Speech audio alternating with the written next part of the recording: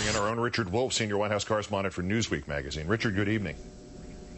Good evening, Keith. The assumption going into this was that Iraq would be Senator McCain's strength, his gimme in this. As Senator Kerry just pointed out, this is a series of controversies, if not outright gaffes. Has it become his albatross?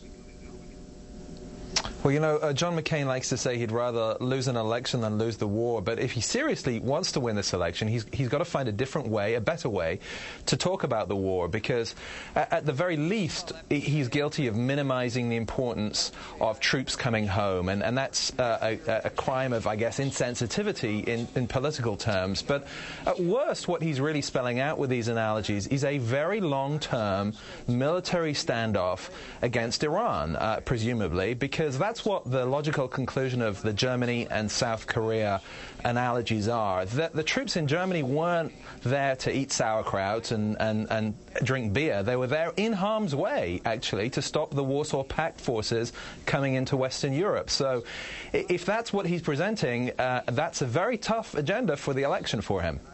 There is a new NBC News Wall Street Journal poll out tonight which has some remarkable numbers in it, which we will go into greater detail on later. But one right now, 64% of those Americans surveyed disapproved of the president's handling of the war in Iraq.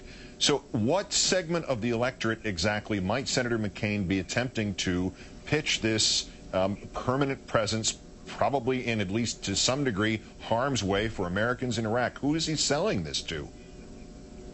Well, he seems to still be talking to the base of his party, which really is the missed opportunity that he's had in this period since he locked down the nomination.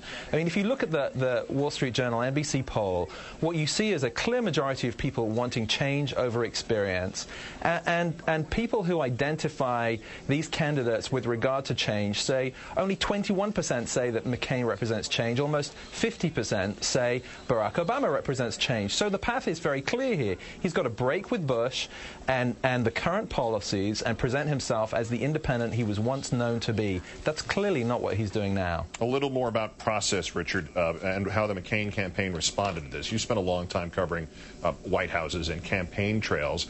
Was this during one of those periods when I was back in sports only, that the day that covering candidates apparently changed from reporting not what they actually said, but the after-the-fact spinning of what they meant to say, or the second version of the after-the-fact spinning? I mean, why does McCain or any candidate get so many do-overs on a pretty clear statement?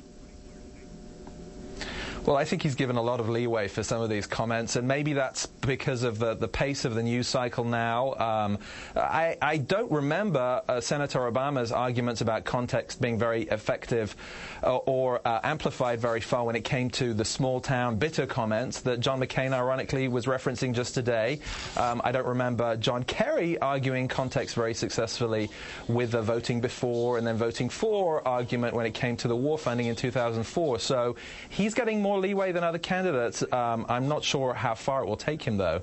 To the point of the bitter Americans comment, the other strategy question, he responded not with some sort of explanation and purpose, but going after Obama on the bitter Americans. He's already used the gas tax holiday. We've discussed that.